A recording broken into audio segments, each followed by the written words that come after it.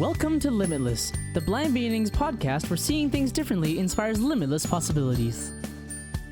This podcast is being brought to you by Blind Beginnings, an organization based in Vancouver, Canada, that supports children and youth who are blind or partially sighted, along with their families. Limitless was created in order to inform, educate, entertain, and share stories from within the blind and partially sighted community in order to show the world that the opportunities for those who are blind or partially sighted are truly limitless.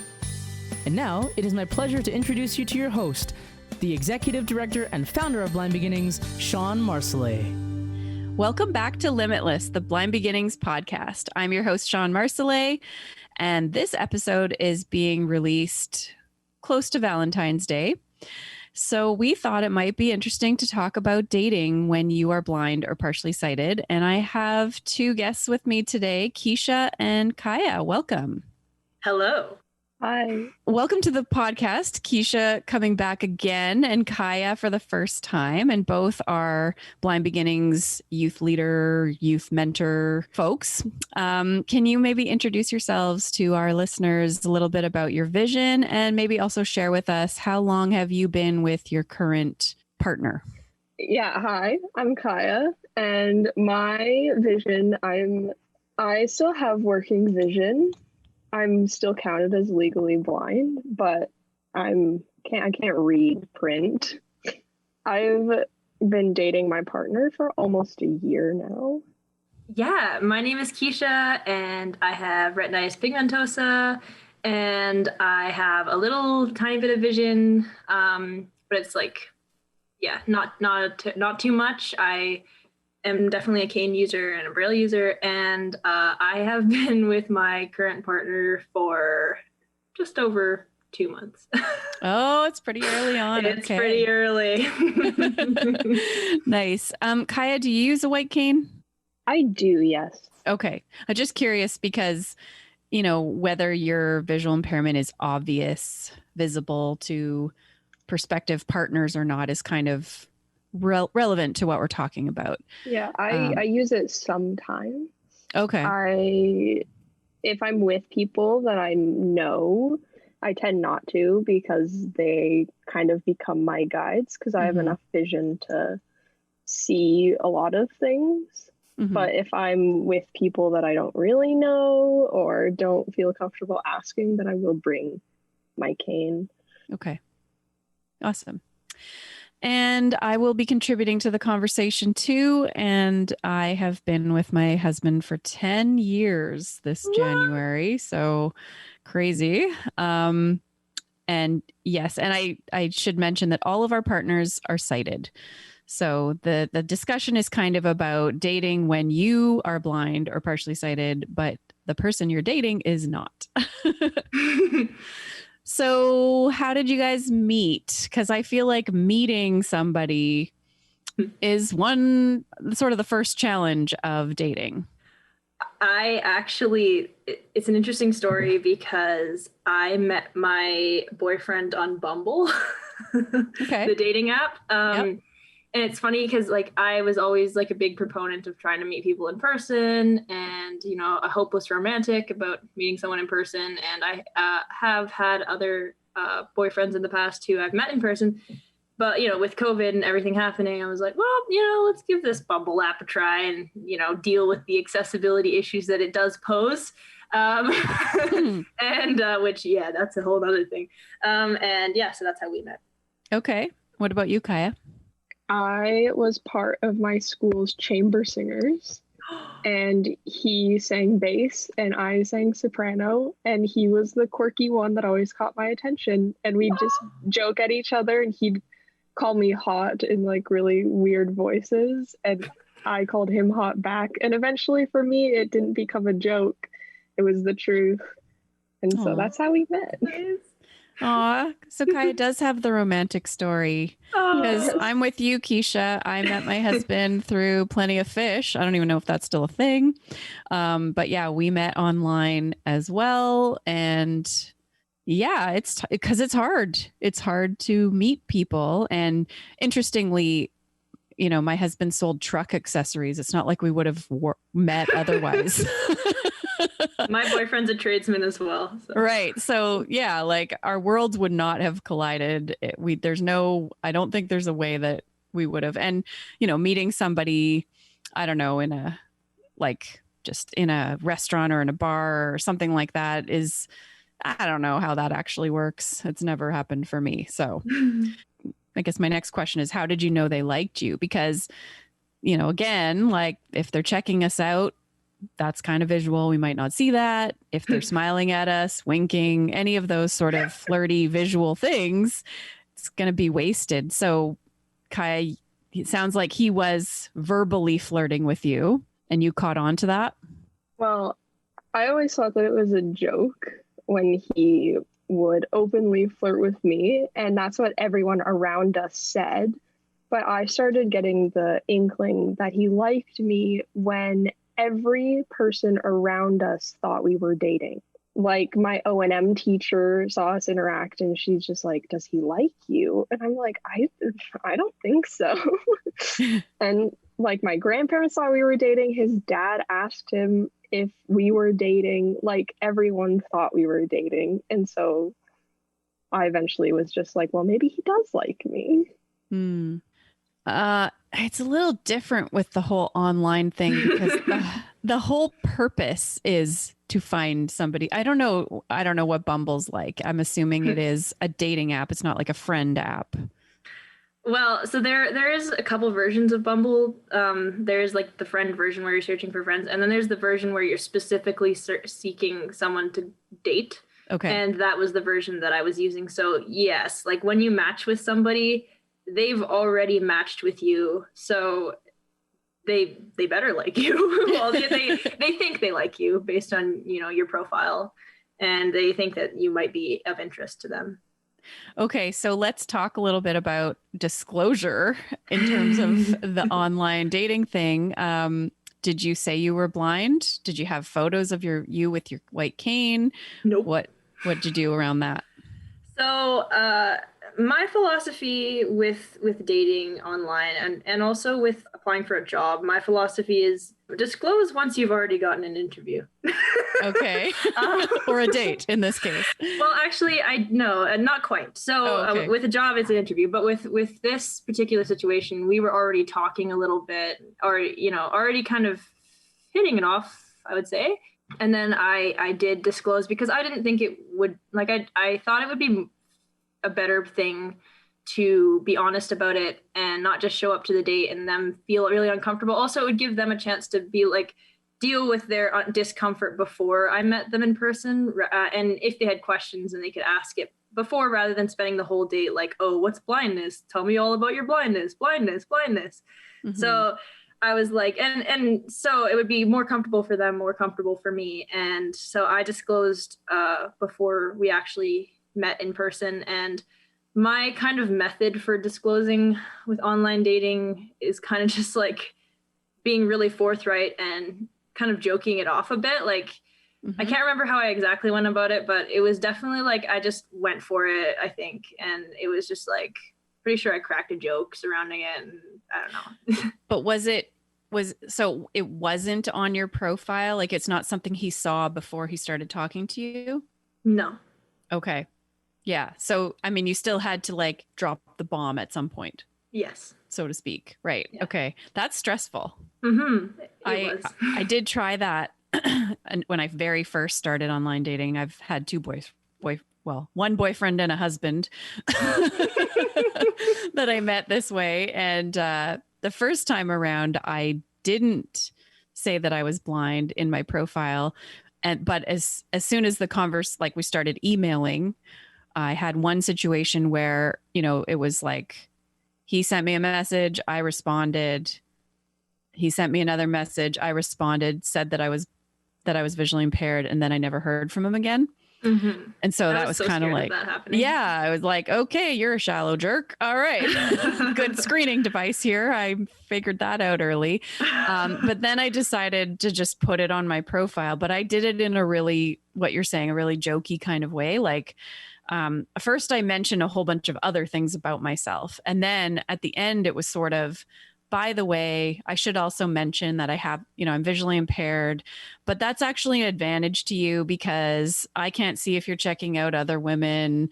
And if you're having a bad hair day, I won't notice. And we can get into movies 2 for 1. And like, I just played it up like it was a perk. And that seemed to work. So, because, I think if you portray it in a positive way, it doesn't scare people away so much. And I have to say that my husband, his initiation to me was a question about goalball, because I listed goalball as one of my interests. And of course, and I did that on purpose again. Like, it was like, if you're curious enough, you want to find out, you can Google it. And so that was his question to me was, what is goalball? And, like, really excellent pickup line. But anyway, I super appreciate like the online dating people who actually, you can tell that they actually looked at your profile and read it. Yeah. Besides just your pictures. Yes. Oh yeah. Because I was pretty generous. I would say if anybody asked me a question, I would respond. So, because I guess that's the next thing is like, how do you know if you're interested in them? We can't see the picture, or if it's real life, we can't see the person. So we're not necessarily judging on what they look like, and certainly not on an online profile. I was more interested in, like the details about them, what they were looking for and what qualities they had. So it's really interesting for me, because turns out, I just did a little bit of digging, and it turns out that my one of my best friends actually knew who my boyfriend was. Oh, wow. And they grew up in the same town. And so, because I was very nervous, I was like, is this guy legit? Is he an axe murderer? I don't know. And so it was really comforting when she was like, yeah, no, this guy's a good person. Yeah. And then when we met in person, like, I had really good vibes, and I think he did too. So that just reminds me of my my first date.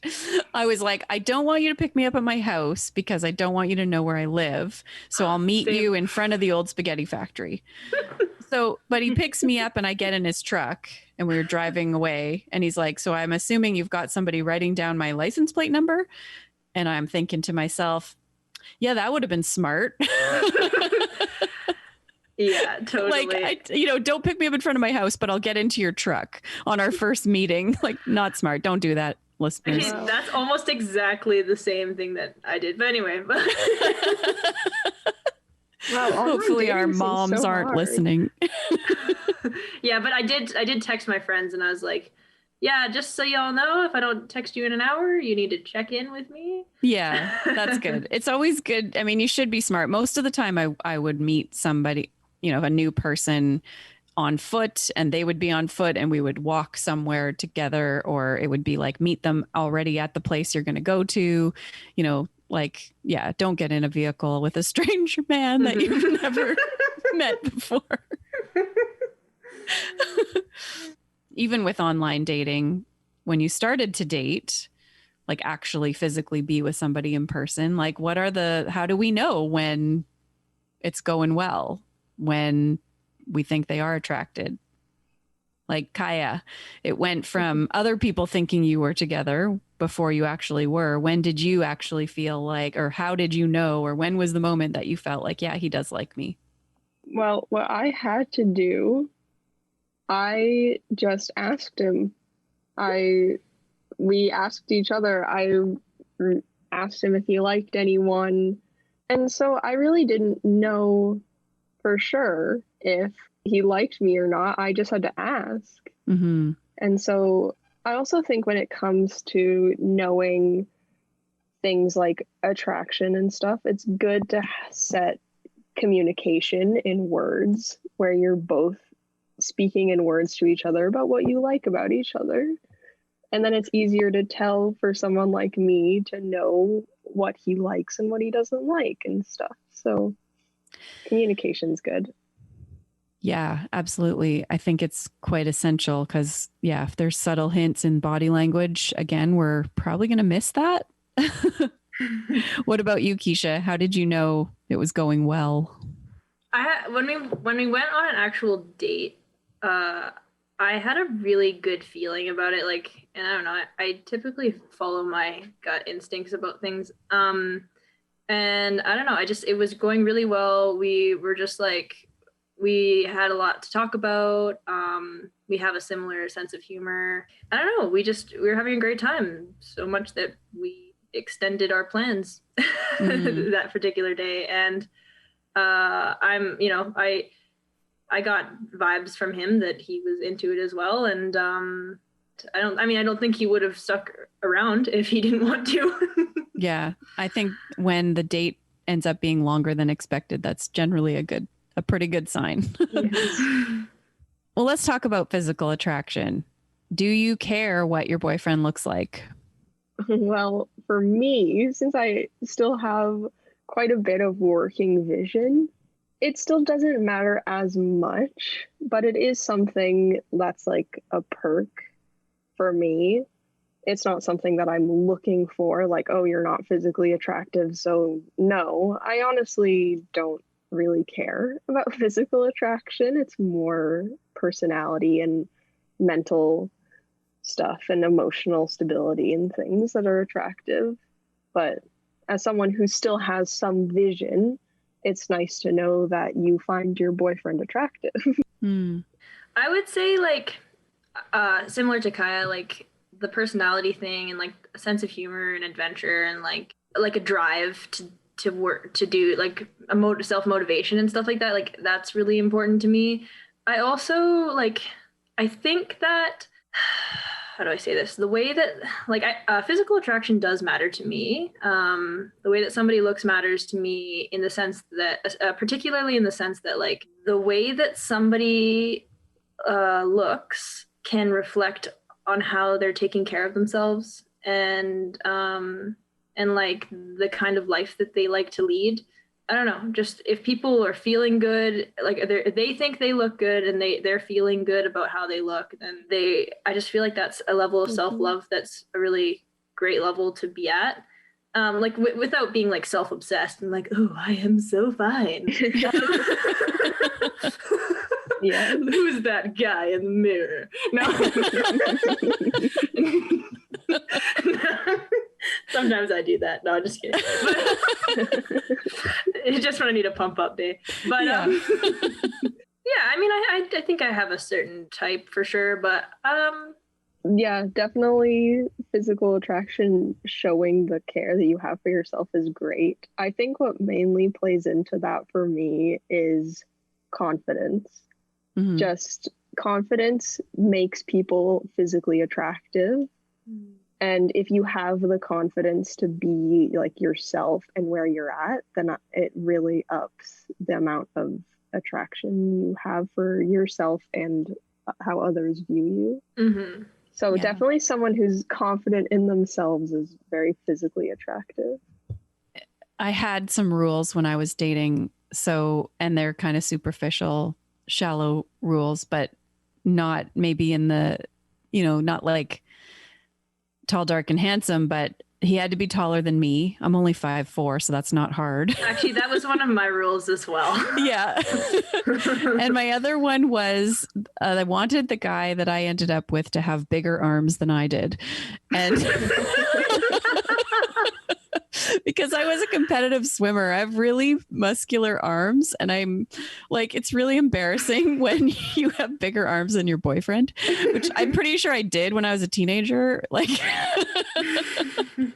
so those were my criteria. Oh, and I don't like facial hair, which of course all men have if they don't shave, but yeah, I really don't like it. I don't like kissing it. So my poor husband has to shave all the time if he wants to kiss me.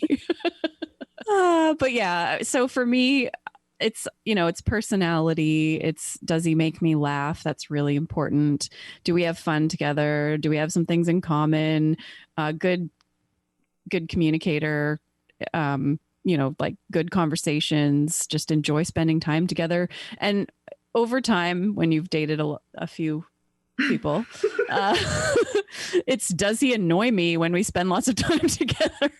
Yeah, yeah, because spending time with the same, like a lot, consecutive days with somebody, most people irritate me after consecutive days. So to find someone that doesn't is part of the criteria, right? Totally. Also, might I add, good hygiene. Oh, like yeah. Oh, because smell. Like, as a visually impaired person, like I'll be honest, like smell is like a big thing for me. Like that is part of attraction. Totally. I feel. Yeah. And like, and just people who like maintain hygiene, or like you can tell that they're taking care of themselves. Yeah, I just think it's really important. Like that being said, like if if we're out hiking or doing whatever, like obviously like stop in the bush and put your deodorant on every hour. No. Yeah. Like we're gonna get sweaty, and that's the thing, like camping, whatever. But like on a daily basis, like that's a great. Yeah, no, I totally agree. And I also, so what about voice? Oh yeah. Deep voice. See, I Actually, lucked out. Bass singer right there. There you go. Deep voice right there. I lucked out. That's what and it's unique, so I can pick it out in a crowd. So it's just like, yes, that's what I want. Yeah, voice is pretty important. I've never actually like pursued somebody based on their voice, but like a sighted person might see somebody's appearance and be like, oh yeah, and go after that. It's not like, ooh, that voice, I gotta meet that person. But if they have an annoying voice, it will just not happen. Like that's a deal breaker, right? I agree. Like, and like annoying being relative to each person, but like to me, like there's certain people that I really love hearing, and like and that's part of the thing that you were saying, like you need to have somebody who you want to be around lots. And yeah, exactly. So did you ask, or have you asked anybody to describe your boyfriends to you? I mean, I've asked my boyfriend to describe himself. Oh, interesting. I feel weird about asking the people around, and I know that it's like a lot of courage to do. But one day I just was really curious because like we'd sit so close to each other and he'd want eye contact, but my eye condition, my eyes like move, and I've never made eye contact with someone. And then I just really want to know what color his eyes were, because even sitting so close, I'm so colorblind, I can't tell. And so then I was like, I know this is an awkward question, but can you tell me what eye color you have? And he's like, that's not awkward at all. And then he told me, and it was just really sweet. So every time I want to know something about his appearance, I'm just like, hey, could you tell me about that? And then he doesn't mind. Another funny story. Kind of an awkward one. When I was on Bumble, like I wasn't in it particularly with a particularly serious intent to, find a mate. But but I was mostly on there kind of just like having fun. A couple of other like friends were on there too, and we would kind of like sit together and be like, swipe together and talk about the guys we were swiping, like, ooh, who have you matched with, and this and that. And I actually had a couple friends who would sit with me, like one of my roommates was one of them, actually both of them at different times, would sit with me and like describe, because like I could read the bios and everything, but like, it's also, I feel it is a little bit important to see what they look like in case they're like, there is a certain, few types that I do avoid, just because like I know the book doesn't, the cover doesn't matter when it comes to the book, but sometimes it can kind of indicate certain things, and you're allowed to be picky with dating apps. That's the thing. So they would go through and describe them to me, and they would describe their people too on their Bumble feeds. But anyway, so they would go through and describe, and so they did describe my one roommate did describe my now boyfriend to me, and so that was pretty fun. So if your friends said, oh no, like not good looking, not attractive, would that be enough to kind of make you move on? Well, the thing is like my friends are pretty open-minded people. So, and I did say like, here's what I'm not looking for. And so if they ever said no, I would trust them, because usually it meant something like quite significant. But sometimes they would be like, and I'd be like, does that mean you don't like them, or does that mean like you really don't think they're like a very good person based on like what's in their picture? And they're like, sometimes they'll just be like, nah, it's just because I don't like the way they look, but here's the description that I'll give you. And like, I don't know, like maybe the descriptions were kind of biased. I didn't have anybody describe. I don't think I had anybody describe him before I met him. I know that he had a picture on his page that apparently he was like big mountain bike guy. That was his hobby. And there was a picture of him like with a full beard looking all like he'd been out in the bush for a long time, which if I had seen that, I would not have probably given him a chance, but nobody told me that. And, you know, but I mean, that is a thing. Like, okay, so I don't like facial hair, but guess what? I wouldn't find out that he had facial hair until we kissed, which could be a couple dates in. So, or you go to hug somebody, you know, after you've known them for a while, and that's when you really get a sense of what their body type is. So it can be, yeah, if you don't have a heads up at all, like, it can be quite a shock sometimes. Well, that's why I think like physical touch comes in so much, especially for me as a blind person, like to know those fine details. It's just like it's like weird to admit, but I like stroke his arm sometimes because they're like really muscly and nice. And so then I like to like, because I don't see the definition that they have, but I want to know that it's there because I know he works out all the time. So then physical touch is just one of those things that I use to like, this is what he looks like in quotes. And then I just kind of put it into my mental image. I feel like we have to just make sure that everybody knows that blind people don't feel people's faces. Yeah. No, definitely don't do that. I mean, not on the first date. Yeah, Like, not as a, let me check you out to see if I want to date you. Not. Yeah. I want to know if you have nice cheekbones. Yeah, I mean, unless you, I think that's more of like it's not like a thing that we do, I feel, right. At least. Yes, not on a regular basis. The media, kind of perpetuates that stereotype. And I've had people in my real life say, do you want to feel my face? And it's always a creepy, weird question. So anyways, I just feel like I just needed to say that right now because we're talking about this. So, okay. So my husband, when we first met, he had a lot of assumptions about blindness. Like I remember on our first couple of dates, him saying things to me like, oh, so I guess you probably like listening to music, and which I do, but not because I'm blind. Like, so he was sort of in his mind, he was trying to think of things that I would enjoy as a blind person, but with a really narrow idea of what I might enjoy or what would be possible. I'm just wondering if your boyfriends had any of those misconceptions, or what did they think of blindness before dating you? Things you would pick up on, like just think comments he would make that would tip you off that he didn't know or didn't understand. Yeah.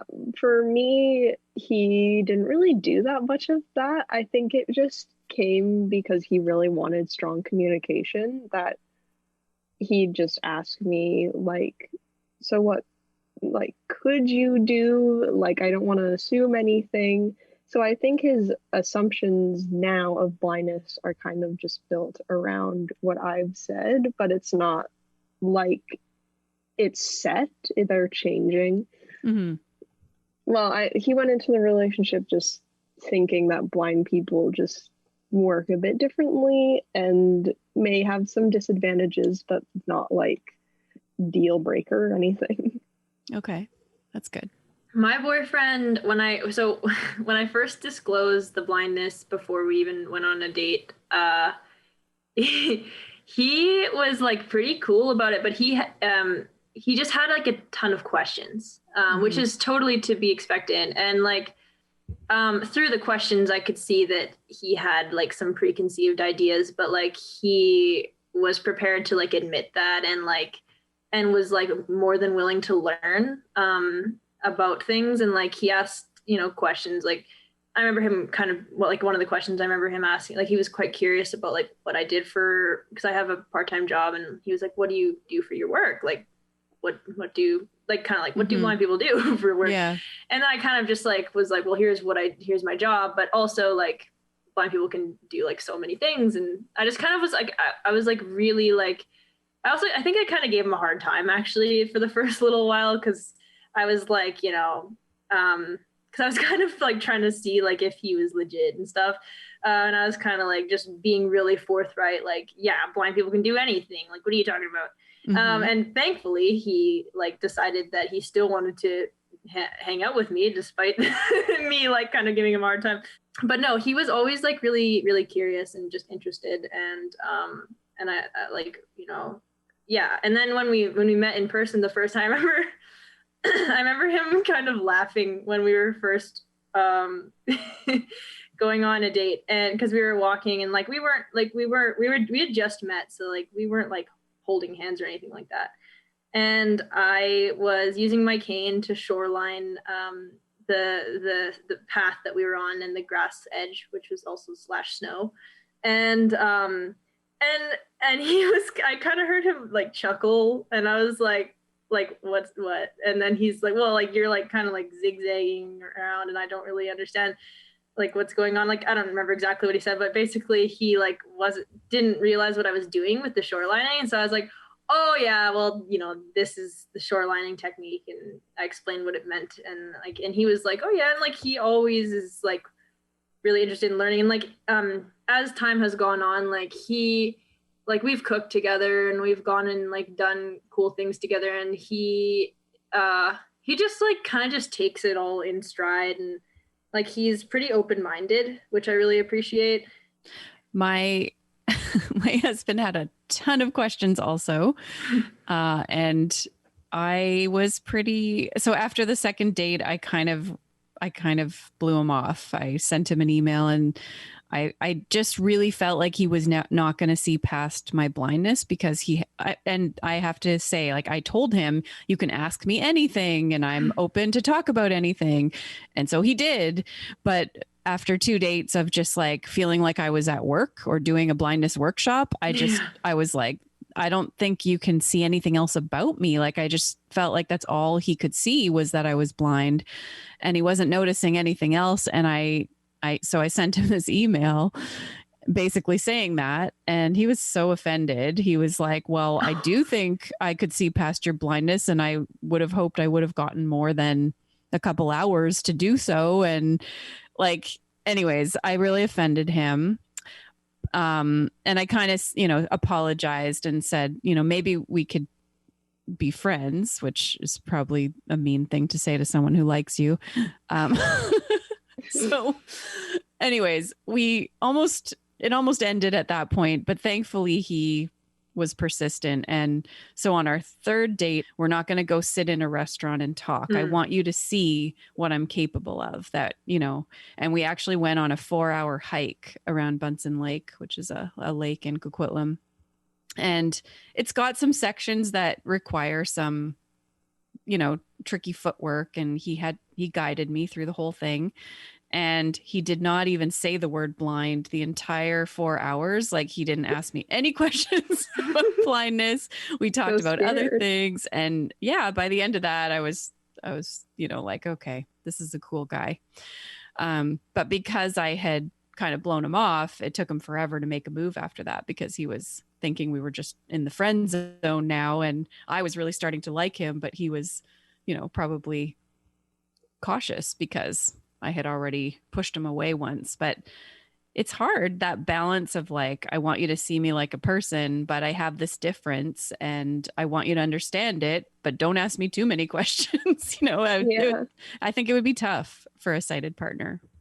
With that, I really appreciate when since I still have working vision, I play video games and stuff, and he loves playing video games, so we play video games together.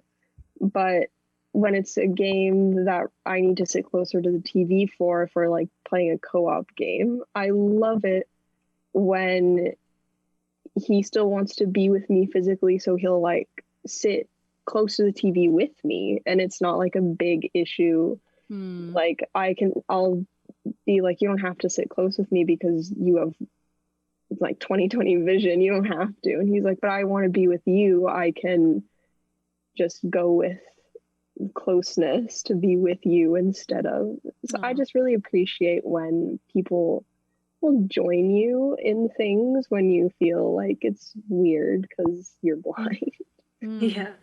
Well, and like, you know, we talk about this a lot in the podcast. Like one of the things that is always really exhausting is the day-to-day answering, like educating people constantly about blindness and you know, that sort of thing. And like sometimes it can be like enough to be like, ugh, like do I really have to do this with a partner too? Like so it's really, like, that being said, like of course I want a partner to know, so I want them to ask questions, but it is really nice at the end of the day, like when they do just like meet you where you're at, like Kaya was saying, like, and you can take some time off from being a blind person, kind of. Well, like, you know, you never do, but like just kind of you're a person, and that's good enough.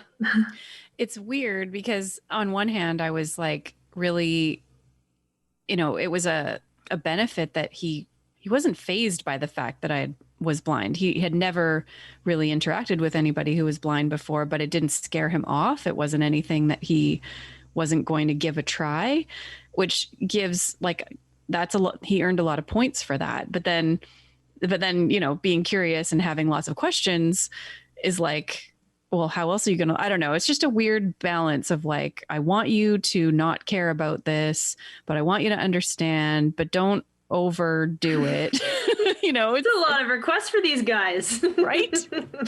Well, and it's, I mean, it can be like that with friends too. Like you want them to see past your blindness, but not so far past it that they don't acknowledge it at all, but then not be overly helpful, but be helpful enough. Like it is, I think it would be hard to be, you know, somebody that is sighted that's really close to us sometimes.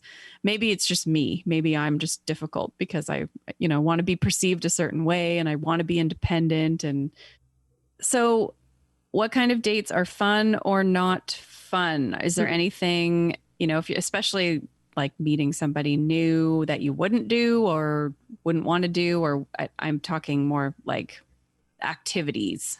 For me, at least, like for a first date, I would rather be like, I'd rather not go for dinner. I'd rather not go to the movies, because those things, like, kind of like with dinner, you're kind of stuck just sitting there, and like if you aren't partial to the person, then you're just kind of stuck there until you finish eating. And then with a movie, you don't really have a lot of opportunities to interact. My favorite like first date is like going for a walk or like going for coffee, because it's like quick. If it's not working out, you know, it's not hard to get out. That being said, like it can also be like really nice and a really good opportunity to like talk and hang out. And like as time goes on, like I love active dates, but I love all kinds of dates, like whether it's you know going to the movies or like just hanging out at home and you know doing stuff together. Like I think like a wide variety is really nice. Adventures, I love adventures. Do you, if you go for a walk, like do you let them guide you? Do you teach them how to guide you? Do you just pick a route that you know really well and use your cane? What would you do in that situation? Depends on the walk. Like for example, the walk that I went on with my boyfriend, it was like, it's a very straightforward just path, like a concrete path. So that it was like really easy for me to just navigate. And because I was like in a very independent mood and I wanted to give an impression of independence. And I didn't want to like immediately like be like, oh, I have to rely on you right away. That being said, like I've been on a first date hiking excursion where we were literally climbing over like cliffs and stuff. Yeah, I will usually ask to take their elbow and just, you know, I don't give like a big sighted guide lesson, but just like, is it okay if I take your arm while we're walking, even like into the restaurant or wherever on the first date? And that's one area where I'm not I just find it difficult to use my cane and have a conversation and not like cut the person off or zigzag a little, or, you know, it's hard to keep a straight line. So I don't consider that really asking for help. But you mentioned being in a really independent mood. And I'm curious about that because I certainly felt the need to prove myself. Like if you do have any misconceptions about blindness and that blindness equals helpless, I need to erase those ASAP. So I certainly felt pressured to like not need any help or, you know, kind of like be my best self, be my most independent self in those early days, which is, you know, kind of tiring sometimes, right? Totally. Yeah, I agree. I have spent a lot of time in my life feeling like I needed to prove my independence and determination and stuff to people all the time. So, you know, a boyfriend is not any exception. And particularly like I want to impress upon them that I'm a really independent and strong individual and very capable, et cetera, et cetera. But that being said, like, I also am like really trying to learn like when to like let my guard down a little bit and realize that, you know, you don't always have to be so, you know, stubbornly independent, and like they'll pick up on your independence through viewing the other things that you do in your life. And I think that is the case. So yeah, it's something I'm still working on too. And it's even if I need a ride sometimes, you know, I'll be like heading out in the pouring rain to trek to the SkyTrain station. And my husband will say, well, I can drive you. I'm like, no, it's okay. And he'll be like, it's your truck too. You're paying for it. It's not a big deal, you know, but it's like, no, I'm not going to put you out. You weren't going anywhere. I'm not going to ask. Like, it's so silly. And I have to just remind myself, yeah, you're right. I could take the ride. Yeah, I think finding a balance between showing independence and asking for help is good, because I used to just try and not ask for help. And then I realized going over to his house for dinner with his family, they do like the buffet style where you go and grab stuff. And that's so much stress because I feel like I can't ask for help to tell me what food's there. Yeah. But then I just don't eat food and they're going to be like, why are you eating food? And then it looks bad. And so then like, you have to find the balance of when do I ask for help and when do I not? And totally. Oh, dinner. Figure out dinners, even if it's like pass the bowl around and, you know, put the food on your plate and you never really know how much you got. And did I take too much? Did I take more than my share? Okay. I've taken the whole salad before. No, I hate when they're naming it, but they're not like grabbing the bowl or anything. They're just pointing. They're like, that's the chicken. That's the thing. I'm just like, I can't see what you're pointing at. You're just naming foods. I don't know what you're doing. Oh, buffets are the worst. Oh my gosh. Yes. Also, I really wanted to hear what you think are great dates. Oh, yeah. Well, I didn't really say mine because I kind of agree with you. I think just grabbing coffee and like going out for a walk is the best, because then you get to like interact with them in a more closed setting, but then like go and actively walk and talk at the same time. Yeah, totally. I totally, after my, I want to do things, we went a little crazy with things. So we went ice skating and cross country skiing and running and yoga and tandem cycling. And it was like, we didn't have dinner again for weeks because I was like determined to show him all the things I could do. Poor guy was probably exhausted. Oh my goodness. But then I loved, because my boyfriend before him was really just mostly watched movies and sat on the couch. So it was I was just loving having this person that was willing to, you know, do things with me. It was so great. So I remember like being younger and just setting out into dating, and and being like, thinking that being blind and dating was such like a huge thing. And like, I was like, who would want to, date me? Like I was very self-conscious and like had a lot of self-esteem issues surrounding all that. And we've talked about this before in other podcasts. Like I feel like I see other people with stereotypes, but then I also have stereotypes about myself. And so like I feel like I had stereotypes about myself. Like sometimes I'd be like, is it going to be weird to date as a blind person? Like are people going to be like awkward about it? Like I don't know. I guess to anybody who is like out there like beginning that journey of your life, like don't overthink it too much. Like be careful and like do all the things that everybody says you should do in terms of choosing, a good partner and whatnot and making good decisions. But like, don't overthink the blind thing too much. Like there's some pretty cool people out there who see way past that. And like maybe it'll take a little bit of time for them to get used to it. But like, if you can just like turn off your own thoughts about blindness for a little while, sometimes it can be helpful. I actually dated somebody for a couple of years who we didn't have anything in common.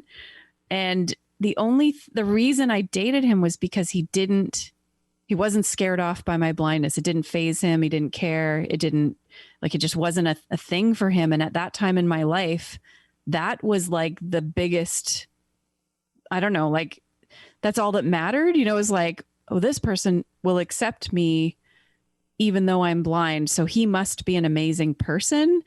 And clearly I was not very confident at that point in my life. So it's just like anybody, the more you love yourself, the more others are going to love you too. And once you fully accept who you are and see your gifts for what they are, then others will see it that way too. And when you see that you're at a deficit, others are going to see you that way. Right. Mm-hmm. Yeah. No, I definitely think with like, just don't settle down for either people who can't get past your blindness or like still aren't great people. If they do accept your blindness, you still have the ability to choose who you want to be with. And the people who can't get past your blindness, then like they're missing out. Yeah. Well, thanks you guys. This has been a very interesting conversation. I really appreciate you being so open about your experiences. And I think that our listeners will find this pretty interesting. Thanks for being here. Thank you for having us. Yeah. And to all of our listeners, I want to wish you a happy Valentine's Day. You've been listening to Limitless, the Blind Beginnings podcast. I'm your host, Shawn Marcellet. If you have a question or comment, send us an email to limitless@blindbeginnings.ca.